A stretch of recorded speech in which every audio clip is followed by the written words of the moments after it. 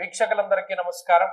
2026వ సంవత్సరంలో వృశ్చిక రాశి వారికి ఏ విధమైనటువంటి ఫలితాలు కలగబోతూ ఉన్నాయి అనేటువంటి విషయాన్ని ఈ వీడియో ద్వారా క్లుప్తంగా తెలుసుకునేటువంటి ప్రయత్నం చేద్దాం. ఇది మన తెలుగు వాళ్ళకి సంబంధించినటువంటి పండగ కాకపోయినప్పటికీ కూడా చాలా మందిలో కొంత ఉత్సుకత ఉంటుంది. ఏమంటే మరి కొత్త క్యాలెండర్ కదా, ఈ జనవరి నుండి మాకు ఎలా ఉంది, ఏమన్నా మా పరిస్థితులు మారాయా, మాకేమైనా అభివృద్ధి ఉందా, గత సంవత్సరం లాగానే ఇబ్బందులు పడాలా, మాకు పెళ్ళి అవుతుందా, సంతానం కలుగుతుందా, ఉద్యోగం వస్తుందా, మా పిల్లకి పెళ్ళి అవుతుందా, ఇలా అనేక రకాలైనటువంటి విషయాలు. అయితే ఇందులో చెప్పచ్చు, అత్యుత్సాహాన్ని ప్రదర్శించకూడదు. ఉగాదికి చెప్పినట్టు దీనికి మూర్తి మంత్రాలు చెప్పడం, దీనికి ఆదాయ వ్యయాలు చెప్పడం, ఇక వాళ్ళు ఇష్టం వచ్చినట్టు చేస్తున్నారు. అసలు చూడండి, వాడు ఎవడో అంటాడు రామాయణంలో రాముడు ఉన్నాడు, భారతంలో భరతుడు ఉంటాడని. అలాగా లగ్నాన్ని బట్టి ఫలితాలు చెప్పేటప్పుడు గోచార ప్రకారంగా కూడా లగ్నాన్ని బట్టి చెప్పాలి అని అంటాడు ఒకడు. అంటే అలా తయారైందనమాట. అంటే హాఫ్ నాలెడ్జ్ చాలా ప్రాణాంతకం, ప్రమాదకరం. దాని నుండి సమాజాన్ని కాపాడవలసినటువంటి బాధ్యత అందరి మీద ఉన్నది. అటువంటి వాళ్ళని మీరే అవాయిడ్ చేస్తూ ఉండండి. ఎక్కువ కాలం సాగం, దానివల్ల వచ్చేటువంటి ఫలితాలకి నిలకడ ఉండదు. ఏదో ఒకటి రెండు తగలొచ్చేమో కానీ కన్సిస్టెన్సీ ఉండదు. గోచార ఫలితాలని అబ్జర్వ్ చేయండి. నాదే గొప్ప అని నేను చెప్పట్లేదు, మీరు పరిశీలనం చేయండి. గోచారం అనేటువంటి దాన్ని గౌరవించండి ముందు. ఇప్పుడు వృశ్చిక రాశి వారు దానిలోకి వస్తే, ఈ గోచార పరిస్థితుల్లో ఈ సంవత్సరం గురించి ప్రధానంగా మనం మాట్లాడుకునేటప్పుడు దీర్ఘ సంచార గ్రహాల మీదకే దృష్టి వెళ్తుంది. గత సంవత్సరంలో వృశ్చిక రాశి వారు చాలా ఇబ్బందులు పడ్డారు. ఈ శనేశ్వరుడు వక్రించడము, వెనక్కి రావడము, ఆయన అర్ధాష్టమ స్థానమందు ఫలితాన్ని ఇవ్వడము, తర్వాత ఏమో ఈ రాహు అర్ధాష్టమ స్థానంలో ఫలితాన్ని ఇవ్వడము, అష్టమ గురుడు ఉండడం, చాలా దారుణమైనటువంటి విషయాలు జరిగాయి. ఎలా అంటే కొన్ని నిష్ఠురం సాహసం క్రోధం అష్టమస్తే భవేత్ గురువు. కోపం వస్తుంది, ఎవరి మీద చూపించాలో తెలియదు.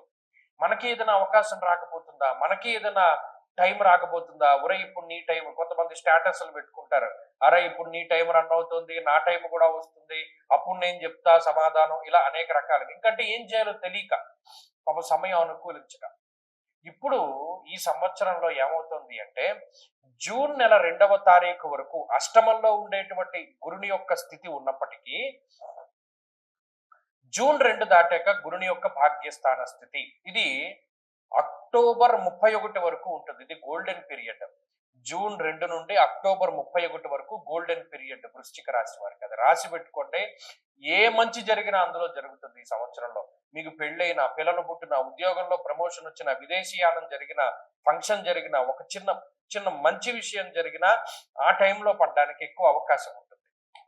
సరే, ఆ తర్వాత అక్టోబర్ 31 నుండి మరలా డిసెంబర్ 31 వరకు దశమంలోకి గురుడు వస్తారు. అది కంటక గురుడు కాబట్టి అది మళ్ళా అది వేరే రకమైనటువంటి వ్యవహారం, అది మనం మాట్లాడుకుందాం. ఇక ఈ సంవత్సరంలో అర్ధాష్టమ రాహు యొక్క దోషం పోతోంది వృశ్చిక రాశి వారికి. ఇది మంచి విషయం. కానీ ఎప్పుడు పోతోంది? డిసెంబర్ నెలలో పోతుంది. 2026 డిసెంబర్ నాటికి ఆయన తృతీయ స్థానంలోకి వస్తారు.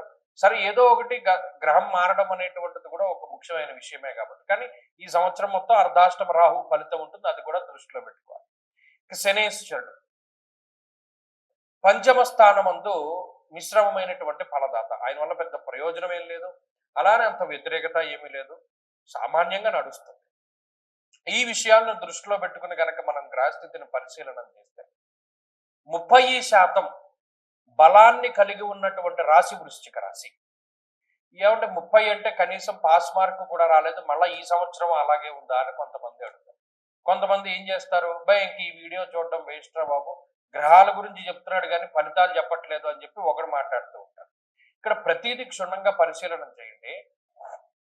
ఈ గ్రహస్థితిని తెలుసుకుంటేనే మీకు అర్థమైనా కాకపోయినా చూడండి, ఒక్కొక్క లెసన్లో మనకి ఫుల్ క్వశ్చన్ మనకు అర్థం కాకపోవచ్చు, కానీ దాంట్లో ఒక పాయింట్ అర్థమైనా అది ఒక బిట్ పేపర్లో బిట్ కింద వస్తే దాన్ని మనం రాయగలుగుతాం.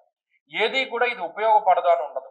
కాబట్టి ఇది కూడా అంతే. కాబట్టి ఈ గ్రహస్థితి మీకు అర్థమైనా కాకపోయినా ఒకసారి వినే ప్రయత్నం చేయండి. ఇందులో 30% ఫలితాల్లో జాతకంలో ఉన్నటువంటి దశాంతర దశలు యోగిస్తే అది మీకు మంచి ఫలితాన్ని ఇస్తుంది. ఈ గోచార ఫలితాన్ని ఓవర్కమ్ చేసి జాతకం ఫలితాన్ని ఇస్తుంది. జాతకంలో అంత బలం లేదనుకోండి, మనం దీని మీదే ఆధారపడాలి. ఇందులో గురుబలం మీదే ఆధారపడాలి. మరి మిగతా గ్రహాలు ఏమీ లేవు కదా.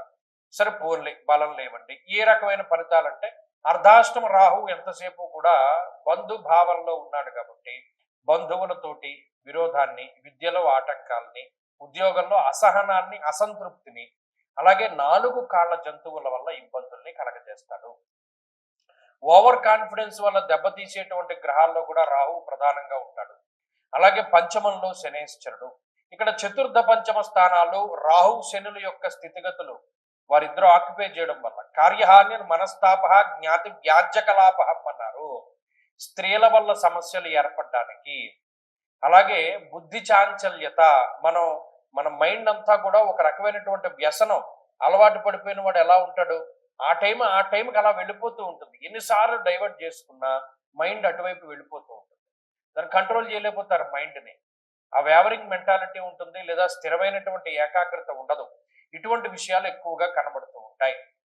అలాగే ఈ జూన్ 2వ తారీఖు వరకు ఉండేటువంటి పరిస్థితులు, అంటే ఈ సంవత్సరాన్ని 2 పార్ట్ల కింద విడగొడితే ఫస్ట్ పార్ట్ అసలు యోగించట్లేదు కాబట్టి దానిలోనే ఖర్చులు, దానిలోనే ఇబ్బందులు, దానిలోనే స్థాన చలనము, దానిలోనే శారీరక శ్రమ, ఇవన్నీ కూడా అందులో చాలా అధికంగా ఉంటాయి. కాబట్టి తెలివైనటువంటి వృశ్చిక రాశి వాళ్ళు ఏం చేస్తారు, జూన్ 2 దగ్గర నుండి అక్టోబర్ 31 మధ్యలోనే ప్రతిదీ వాళ్ళ ఎంగేజ్మెంట్ కానీ, లేకపోతే ఇంకోటి ముఖ్యమైన విషయాలపై శ్రద్ధ, ఇవన్నీ కూడా ఆ టైంలోనే పెడతారు. ముఖ్యమైన మీటింగ్స్ ఇవన్నీ కూడా అప్పుడే ఏర్పాటు చేసుకుంటారు. ఆ టైంకి గ్రహస్థితి కలిసి వస్తుంది. కాబట్టి విద్యా విషయంలోనూ, ఉద్యోగ విషయంలోనూ, వ్యాపార విషయంలోనూ అక్కడ ఇబ్బంది పడవలసిన పరిస్థితులు ఏమీ లేవు. అంత మధ్యస్థంగా సాగుతూ ఉంటుంది. హెల్త్ ప్రాబ్లమ్స్ ఏమైనా వస్తాయా అండి అంటే అంత ప్రమాదకరమైనటువంటివి ఏమీ ఉండవు, కానీ అడపాదడపా వస్తూ ఉంటాయి, వెళుతూ ఉంటాయి. దాని గురించి మరి అవేవో వస్తూ ఉంటే వెళుతూ, అంటే కొంతమందికి తీవ్రం ఉంటుంది, ఇటువంటి తీవ్రతర పరిస్థితులు లేవు. అలాగే మరి 30% నుండి మనం పెంచుకోవాలంటే ఏం చేయాలంటే అని వృశ్చిక రాశి వారు కనుక అడిగితే ఎక్కువగా మనం చెప్పేటువంటి విషయం ఏంటంటే ప్రతి నెలలో పుష్యమి నక్షత్రం అనేటువంటిది వస్తుంది. కొన్నిసార్లు అది గురువారంతో కలిపి వస్తుంది. ఆ గురు పుష్య యోగాలు వచ్చినప్పుడు, లేదా గురువారాలు కానీ, ఈ పుష్యమి నక్షత్రం ఉన్న రోజున కానీ ఎక్కువగా దత్తాత్రేయ స్వామి వారి యొక్క ఆరాధన చేస్తూ ఉండాలి. దత్తక్షేత్ర దర్శనం కానీ, లేదా సిద్ధమంగళా స్తోత్రం ప్రతిరోజు చదువుకోగలిగితే దక్షిణామూర్తి స్తోత్రము, సిద్ధమంగళా స్తోత్రము, దక్షిణామూర్తి కవచము, ఇటువంటివి ఏమైనా గురు సంబంధమైనటువంటి స్తోత్రాలు చదువుకుంటూ ఉండడం చాలా మంచిది.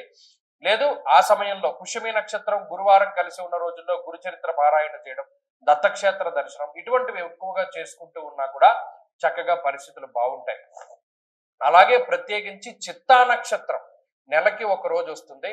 చిత్తా నక్షత్రం ఉన్న రోజున ఖచ్చితంగా దత్త దర్శనం చెయ్యండి. మీరు అనుకున్నటువంటి పనులన్నీ సక్రమంగా పూర్తి అవుతాయి. స్వస్తి.